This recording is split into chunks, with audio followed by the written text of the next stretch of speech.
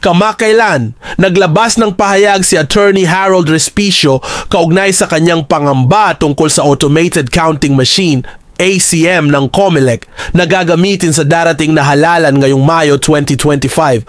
Ayon kay Attorney Respicio, may posibilidad umanong mahak ang ACM na maaaring magdulot ng dayaan sa eleksyon.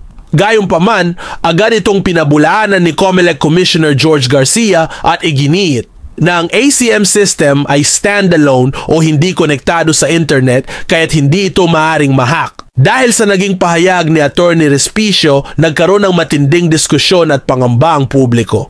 Marami ang nababahala na kung totoo ang kanyang babala, maaaring mawalan ng kredibilidad ang eleksyon at hindi matupad ang tunay na kagustuhan ng mga botante. Bilang tugon, nagsampa ng kaso laban kay Attorney Respicio si Commissioner Garcia at nais pa siyang ipadisbar upang mapawalang bisa ang kanyang pagiging abogado.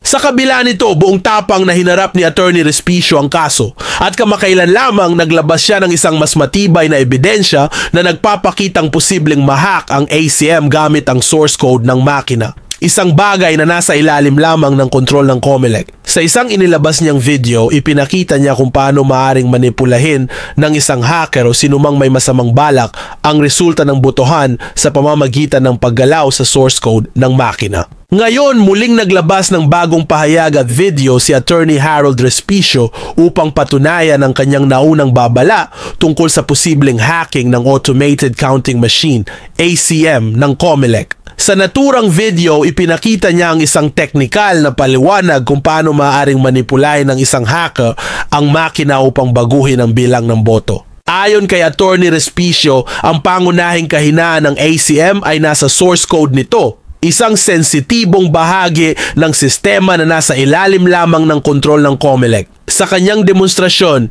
ipinakita niya kung paano maaaring gamitin ang source code upang baguhin ang resulta ng eleksyon, isang bagay na lubhang nakababahala at maaaring magdulot ng matinding pagdududa sa integridad ng botohan. Dahil sa bagong ebidensyang ito, mas lalong lumakas ang panawagan ng publiko para sa isang mas transparent at ligtas na halalan. Patuloy nating bantayan ang isyong ito at ang magiging aksyon ng COMELEC sa harap ng mga inilalantad na impormasyon ni Attorney Harold Respicio. At basic principle yan sa kahit anong computer security is kapag may physical access ang isang tao or ang gobyerno sa doon sa computer gadget, pwede niyang mabago yung source code. Ikaw nga kapag pupunta ka sa Green Hills, dalhin mo yung cellphone mo doon o yung laptop o yung isang nakaw na gadget, kahit may password yun, pwede mong ipabago yung source code. Only because hawak mo yung device na yun, meron kang physical access. In much the same way, kapag yung government ay may access dun sa physical device, kahit sino sa government, pwede siguro, alright? Pwede siguro na mabago yung source code. So, ang question lang dyan is, posible ba o hindi? Ang sagot dyan ay posible. Hindi natin sinasabi na gagawin, pero ang sagot dyan ay posibleng mangyari. Kahit sabihin pa natin na na-audit na yung source code before that, kasi ang source code, isa lang namang script katulad nito. And after ng audit pagkatalikod, pwede na munang baguhin yung source code dun sa makina. Alright. So, ito yung tinutukoy ko na source code. Halimbawa, ito yung source code. Itong papakita ko sa inyo ngayon, hindi ito source code ng COMELEC at hindi rin ito makina ng COMELEC. At hindi ko tinutukoy yung... Yes, mock lang ito. Hindi ko sinasabi na ito yung sistema ng Pilipinas o ito yung mga ACM. Baka kasuhan ulit ako ng COMELEC. Sabihin na lang natin, hypothetical na bansa. Hypothetical na voting machine, di ba? Generic. At generic na mga code. Alright? Pero ang tanong ng taong bayan, ito ba yung same na pinakita ko dun sa mga video na yon? Secret! Alright. So, halimbawa, ito yung wala naman tayong access sa isang voting machine. Ang ginawa ko is itong computer ko, ginawa ko siyang voting machine. So, halimbawa, gawin natin na ang interface natin is yung computer ko mismo. Halimbawa, boboto ako kay candidate X, candidate X, dalawa, candidate Y, dalawa, and then magpiprint ako ng votes. Ayun. O, may daya siya. Anyway, so dito sa source code natin, halimbawa, ang source code ng equipment na to na nakikita nyo ngayon, ito yung equipment, ay itong source code na ito. Ganito lang itsura ng source code. Linya lang siya ng mga computer, ay ng mga script. Yung script na ito, pwedeng JavaScript or kahit na anong script, Python, Node.js. Hindi ko sinasabi na ganito ang ginagamit ng Comelec. Kaso nga lang ang ano yan parang sasakyan yan Kahit tricycle yung gamit ng isa, ako kotse, pero parehon pa rin silang merong pa rin combustion engine at kumakain pa rin ng gasolina o diesel. Kaya kapag tinanggal mo yung diesel, hindi yan aandar. Ganon din yung mga computer. Kahit iba yung language na ginagamit nila or iba yung firmware ng automated counting machine nila, pare-pareho lang yung sistema. Kada equipment katulad nito ay meron siyang source code. Yung source code ay isang set of instructions kung paano mag-operate yung makina. So halimbawa, itong source code na to, ganito mag-ooperate yung makina. Kung titignan ninyo yung source code na to, punta tayo dun sa banda kung saan ko tinanim yung corrupt, yung malicious lines of code. Ito yung malicious lines of code na ko. Itong source code na to, kapag tinanggal mo tong malicious lines of code na ito, magiging mag-ooperate siya as normal. Pero dahil itinanim ko tong malicious lines of code na ito, gagawa siya ng kalokohan. Ang malicious lines of code na to is tina-type lang siya. At ito yung sinasabi niya. Sabi niya, mag-connect ka sa isang server sa internet, sa isang computer sa internet. For our purpose, since demonstration lang to, ito yung HTTP, yung sinasabi ni Chairman George Garcia, yan yung sinasabi niyang public connection. Pero kapag totoong hack yan, gagawin mong S yan kasi hindi yan dadaan sa internet kapag walang S. At saka yung lalabas dito is IP address or parang abc.com, parang mga ganon. Pero gagawin natin, ito muna yung address kasi dito lang siya sa computer tumatakbo. So ang gagawin niya is pupunta siya dito sa server na ito at magsesend siya ng data, yung vote data, at maghihintay siya, await. At pagka-hintay niya ng resulta, yun yung ipiprint na result dito sa makina natin. Okay. So halimbawa, itong server natin, ito yung server. Halimbawa, magkahiwalay itong computer na server. Itong server na to, ito yung tumatakbong server. Hiwalay na computer ito. Itong server na ito, nakikita nyo dito sa baba, server is running on HTTP localhost. Ibig sabihin, tumatakbo na yung server. Pero sa totoong buhay, HTTPS something yan kasi sa internet siya dumadaan sa ibang lugar. Pero ito yung code ng server. Ang ginagawa ng server is, kapag yung makina dito, nag-transmit siya nag-connect siya dito sa server address natin sa internet, ang gagawin niya, tatanggapin niya kasi yan yung path. /process, yan yung path. Yan din yung path dito. Pupunta siya kumbaga sa website, yan yung address ng website. Pagkatanggap niya, babasahin niya yung katawan, yung data, yun yung pinadalang data dito sa corrupted code. At ang gagawin niya sa data, babasahin niya lang yung data, ipaprocess niya. At dito, pwede mo siyang dayain o hindi dayain. Pagdating dito sa server, pwede akong maglagay ng logic dito na sasabihin ko lang, okay, kapag yung pinadala sa aking data ay galing sa machine number 123, kunwari yan yung number ng makina na nagpapadala, ito yun. Kasi ipapadala rin niya rin kasi sa vote data, pag binubuo niya yan, lalagyan niya ng machine number. Kapag ayaw kong galawin or ayaw kong dayain yung makina, hindi ko siya papakialaman. Papasa lang yung data dito pero ibabalik ko kaagad, hindi ko ipaprocess. Pero kapag gusto kong dayain yung makina at na-identify ko yung makina na yun, halimbawa, ayaw kong dayain yung makina 134 na nasa Maynila, pero gusto kong dayain yung makina 123 na nandito sa bayan namin ng Reyna Mercedes, ilalagay ko lang tong linya na ito. If the machine number is 123, yung candidate X votes na nakuha mo as data, i-manipulate mo siya. Kunin mo yung total votes, pero ang gawin mo is instead na gayahin mo yung totoong X votes, ang gawin mo times 0.7, pero i-round up mo, math ceiling. Tapos yung natirang total votes, ibigay mo kay candidate Y. So babaguhin niya. And then ibabalik niya yung data dito. Ibabalik niya yung data, response, ang ibig sabihin niyan. Pagka-response, tatanggapin niya dito sa result. Wait, hinihintay niya, yan na yung response. Babasahin niya yung response at yun yung i-display niya. Ngayon, tignan natin na kung tama. I-save natin to. Halimbawa, tumatakbo yung server. So halimbawa, ito yung voting machine natin, election day na. Election day, connected sa internet, di ba? Ang tingin natin is normal lang siya, walang mali. Normal lang. Okay, fine, walang mali. Ito yung running votes na, halimbawa, yung unang voter bumoto kay candidate X. Ipapakita ko lang yung 1, yung running vote. Pero sa totoong buhay, hindi nakikita yung running vote. Pero just for simplicity, para habang dinedemo ko, nakikita nyo yung running vote, hindi nyo makalimutan. Yung pangalawang botante, bumoto kay candidate Y. Yung pangatlong botante, bumoto kay candidate X. Yung sumunod kay candidate Y. Sumunod kay X, kay Y, kay X, kay Y, kay X, kay Y. So kapag i-assume mo, di ba, running vote yun. Walang may alam ng boto. No. Tapos, ipiprint na natin yung election return at the end of the day. Magkakasurpresahan tayo. Pero since connected siya sa internet, tingnan natin, maalala ninyo ha, kunwari nag-exit poll kayo, 5 kay X, 5 kay Y, yun ang inaasahan mong magpiprint sa election return. Okay, print natin yung election return. What? Yung candidate X naging 7, yung candidate Y naging 3. Hindi mo alam ang nangyari. Kasi, ang ginawa niya ay, dito sa code natin, nagtanim ka kasi ng dito sa source code, nagtanim ka dito. Ito ang ginawa niya. Pinadala niya dun sa hacker server yung data.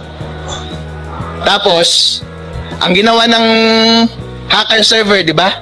Ang ginawa niya, okay, gawin nating 0.7 kay candidate X at yung natitira kay candidate Y. Kaya, total of 10, naging 7 kay X, naging 3 lang kay Y. Ngayon, ano yung suggestion ni Attorney Harold Respicio? Ang suggestion ni Attorney Harold Respicio is, since hindi mo maiiwasan na gawing corrupt itong source code na to, kasi nga, mahirap naman talagang bantayan 24/7 ang tao sa gobyerno. Hindi Pilipinas hindi Comelec. Makakasuhan ulit ako ng Comelec. So, mahirap bantayan, di ba? Attorney Harold, habang nakakonect yung mga machines online, pwedeng ma-access yung source code at ma-corrupt siya. Hindi, habang nakatago siya sa bodega. So kaya nakatago siya doon sa presinto. Habang hindi pa nagsa-start yung election, pwede nang i-corrupt itong mga source code na to. Yes. Naka-embed na yan. So once nag-connect na yan sa internet, pwede nang magbago yung resulta kasi babaguhin mo na yung logical flow ng mga boto. Oo, kasi tama, ang gagawin mo na lang sa election day, ito na lang ang gagawin mo. I-enumerate mo lang dito yung mga makina na gusto mong dayain at yung logic na gusto mong gawin. Pwede mong gawing dagdag bawas, pwede mong gawing by percentage para hindi halata. Ngayon, pero Attorney Harold, pwede rin siya pre-program. Pwede rin siya pre-program. Actually, pre-program dapat siya para hindi tayo magkagulo sa election day. Hindi Pilipinas to Halimbawa, nasa ibang bansa tayo. Kunwari, ako yung halimbawa, may kakonsyaba ako sa isang election authority. Butan. Sinabi ko sa kanila, ito yung code na itanim ninyo. Bigyan nyo nga sa akin yung source code pag-alaran ko. Sige. Tapos tatamnan ko nito. Sige, i-update nyo yung software niya. Ito ang i-update nyo na update. Yung update na yun, meron na ito. Ito na yung corruption. Ngayon, pagdating sa election day, ako naman, naghihintay na lang ako ng text galing sa mga masasamang elemento sa mundo. At tatanungin ko sila, sige, sabihin nyo lang sa akin yung mga voting machine na gusto nyong dayain. Ilalagay ko dito. Kung ayaw nyong dayain, huwag nyong sabihin sa akin kasi normal lang ang mangyayari. Enumerate nyo lang dito. Tapos, anong gusto nyong daya? Dagdag bawas o gusto nyo sure? By percentage na lang. Di ba? Yung mga iba, hindi siguro nag-iisip masyado, sinisiro nila yung kalaban. Yan, dali lang naman gumawa ng statistical yan, di ba? Statistical improbability. Yeah. Kapag naka-zero yung kalaban. Pwede. Halimbawa, pwede kong i-zero. Nangyayari yun, di ba? May mga ilang areas na ang resulta ng election, zero talaga yung kalaban. But do you believe that? Hindi nga. Pero nangyayari yun. So that adds to the doubt dun sa election. Go ahead, Harold. Tama. Gawin nating zero tong kay X. Tsaka gawin lang nating total votes yung kay... Ayan, baguhin natin. Ayun, nag-update na siya. Halimbawa, refresh natin 1, 2, 3, 4, 5. 1, 2, 3, 4, 5. Print votes. Di 10 yung isa, 0 yung isa. Dali-dayain, di ba?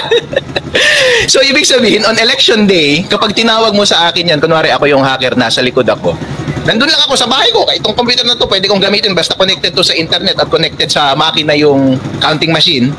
At saka connected siya sa internet at ako connected sa internet. Ganito kami mag-uusap. Alam kong may nakatanim na doon. Itatawag mo lang sa akin. Alas 7 ng gabi. Anong gusto mong daya? Ito ang gusto mong daya. Sige, anong number ng makina? Sige, para ma-identify.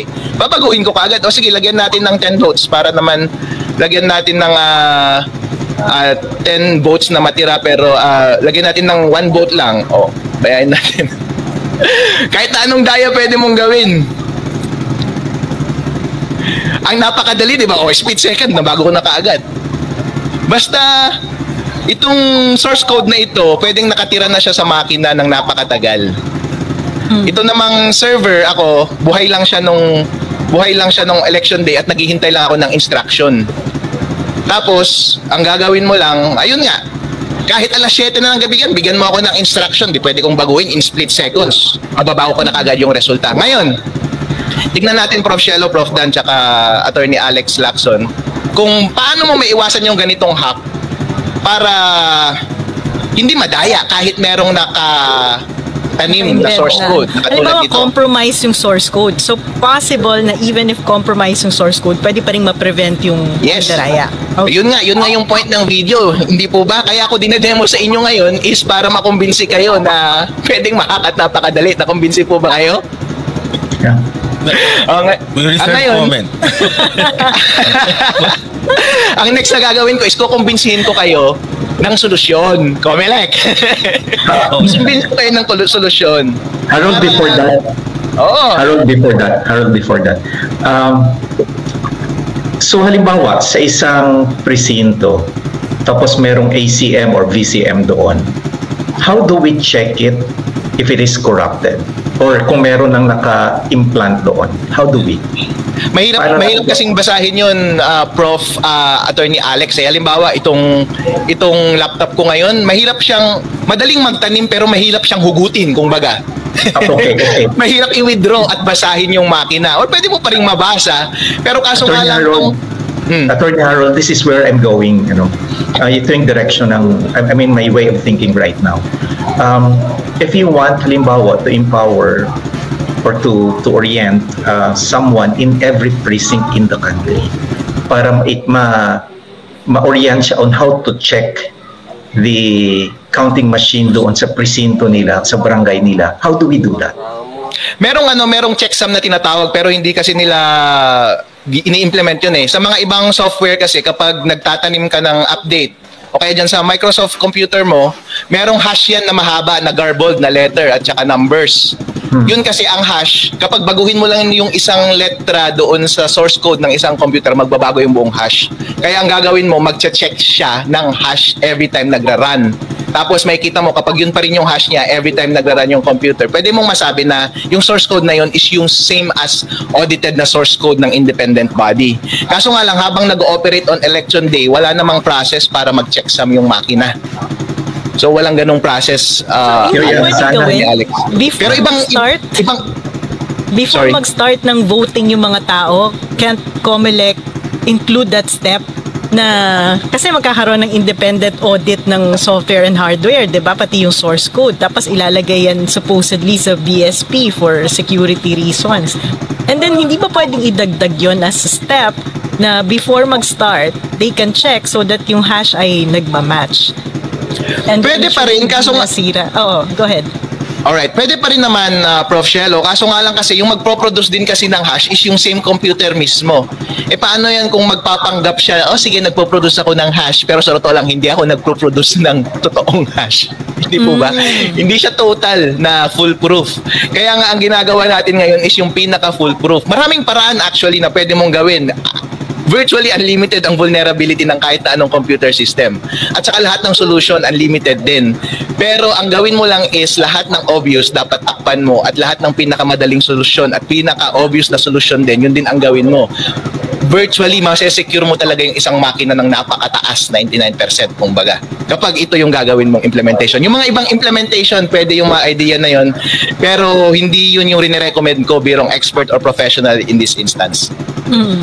So, yes, please discuss your Okay. So you have a question?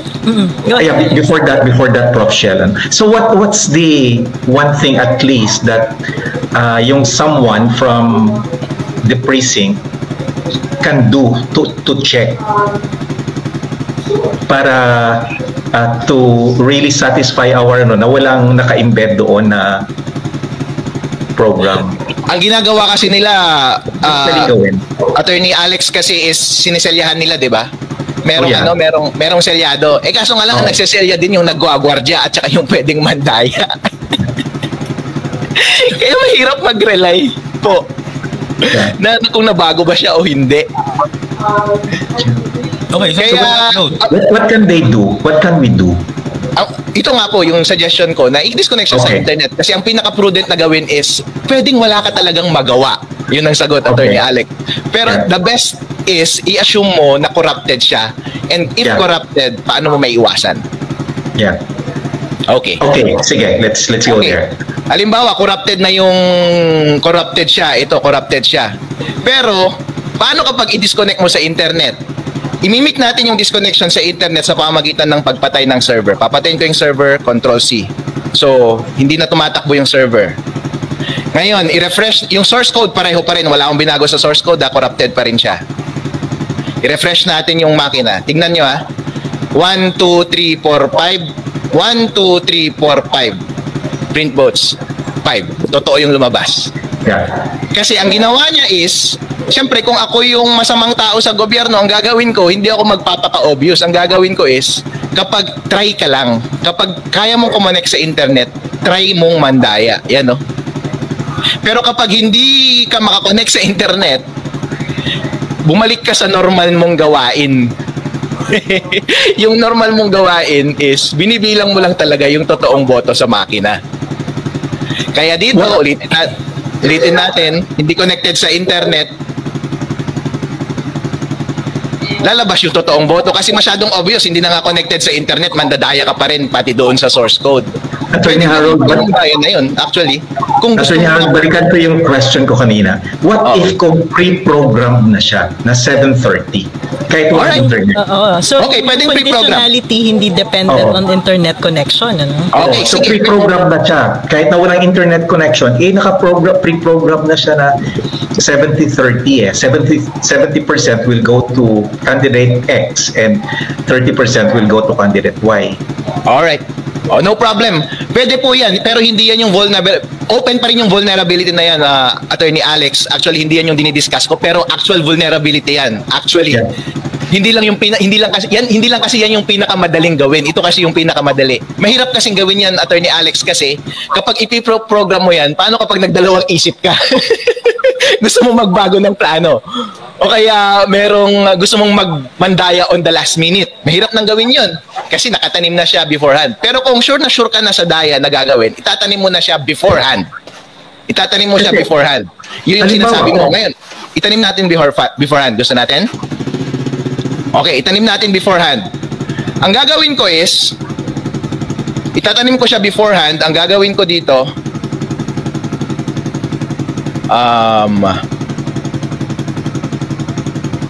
ang gagawin ko dito,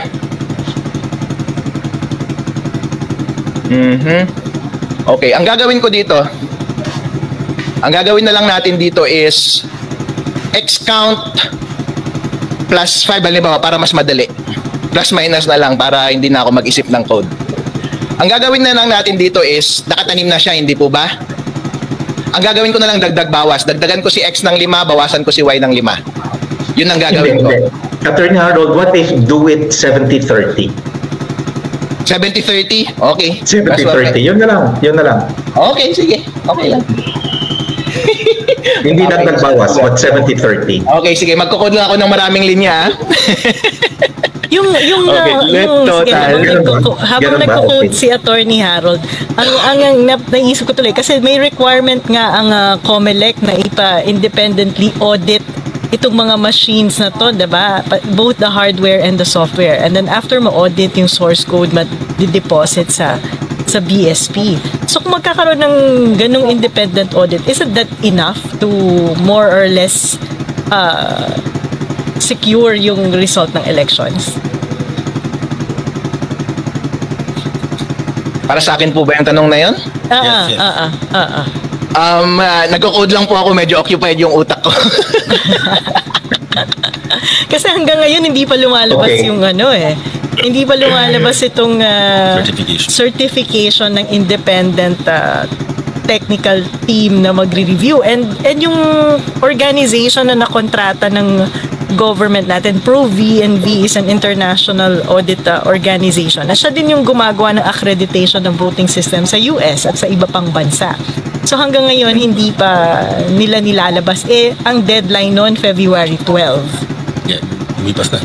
Or hindi pa sila inaalaw ng COMELEC to perform their duty.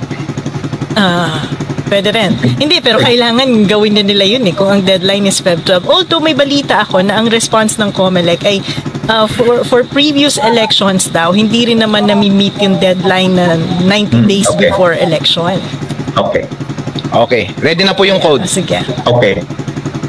Okay. Ang ginawa ko lang po dito is hindi pa rin siya connected sa internet, pero ang ginawa ko is tinanim ko na naka-hard code na siya sa makina kung yung daya. Ang ginawa ko is kinuha ko muna yung total votes, pinag-add ko yung X tsaka Y.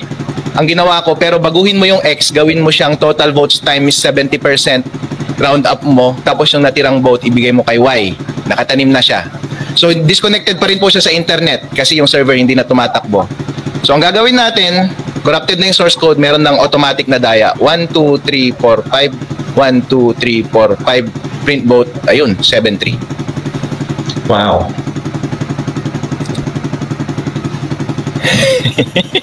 Okay. May mga question dito. So it's really possible, ha? It's really possible na ganoon siya. Na naka-embed na siya and pre-programmed na. Yeah. And it's also possible na pre-programmed siya na halimbawa 70-30, 70% of the votes in a precinct will go to candidate X and 30% of the votes in the precinct will go to candidate Y. Or pwede rin siya dagdag bawas. Naka-embed, pre-program. Kahit na walang internet, yun yung lalabas. Oo. May question. Okay, my question, Attorney Harold, is how do we inspect and know that? Yeah. Para ma-detect natin siya. Talagang, kumbaga, parang isusurprise mo talaga. Kasi kapag may independent audit, halimbawa, yung independent audit, ang gagawin kasi dapat ng independent auditor, kasi yan din ang trabaho ko dati. Ako mismo yung isusurprise ko yung makina, lalapit ako sa makina at babantayan ko yung pag-withdraw nila pag-download nila ng code. So, ida-download nila to, and ito rin yung babasahin ko na code. Tapos babasahin ko siya isa-isa. Dapat naiintindihan ko kasi yung language, isa-isa, babasahin ko siya. Ngayon, tapos sasabihin ko okay na, isa-certify ko, i-hash ko actually ito magkakaroon ng garbled para ilalock in ko yung letter by letter ng code na ito. And yun dapat yung code pa rin na lalabas. Ngayon, ibabalik ko na sa kanila, yan dapat yung nakatanim. Para next time na mag-surprise ako, isusurprise ko yung makina and then kukunin ko, ida-download ko ulit, dapat yung hash nila pareho. Kasi kapag pareho yung hash nila, ibig sabihin walang nang bago sa code, hindi na update yung code. So okay, sa akin pa rin. Kaso nga lang, pagkatalikod ko, yung kahit na sinong may access sa makina, in-update yung makina, meron pa bang makaka-check nun later on? Unless meron ulit magsusurprise on election day, isurprise mo, bantayan mo talaga yung makina and ibasahin mo ulit yung code na nasa makina and tignan mo kung match pa rin sa hash. Yan ba? Matagal ba yung gawin? Madali lang, ipakita ko po sa inyo paano mag-hash. Wait, no. Yun lang. Gusto ko lang malaman na you can do it sa election day itself. Mahirap po kasi kailangan mo ng tao kasi. Oo. Kailangan mo ng tao na magsusurprise. Kung may tao ka, magagawa niya ng mabilisan or will it take a lot of time na mumurahin ka ng mga voters na nakapila? Hindi naman, mabilisan lang po. Okay. The next question ko is, can you verify kung nagkaroon ng tampering after the elections? Yun po, specifically ganun po. Kasi yung independent auditor, dapat i-hash niya talaga yung code. Tapos, yun, naka-record lang, naka-public yung hash na yun. Okay, na-audit na yung code natin, ito yung hash niya, garbled. Kasi kapag ganito pa rin yung hash niya every time, hindi siya nabago. Ngayon, random on election day, try mo kunin yung code dun sa makina, tapos i-run mo yung hash niya. Kung pareho yung hash, hindi nabago yung code. Hanggang after the elections yan, di ba? In other words, you can check yung hash after and that means na nagkaroon na yan. Pwede mo pa rin i-check after hash, kaso nga lang in between, paano kung in-update back nila? Yun ang nga tinatanong, magagawa nila yan, di ba? Even kung after nagawa nilang i-update after audit, baka pwede nilang i-update back after election. So in effect, kasi kung may independent audit nga and then ilalagay yung main source code sa BSP, that's the main source code. So, ibig sabihin, kung may mangdadaya, pwedeng baguhin pa rin yung mga nakaprogram dun sa machines, no? And it will be different from what is deposited sa BSP. Tama ba? Yep. Every time na may access ka sa... malalaman kung may magkaiba o hindi. Tama. Kasi hindi natin alam kung anong code na nagamit on the day itself.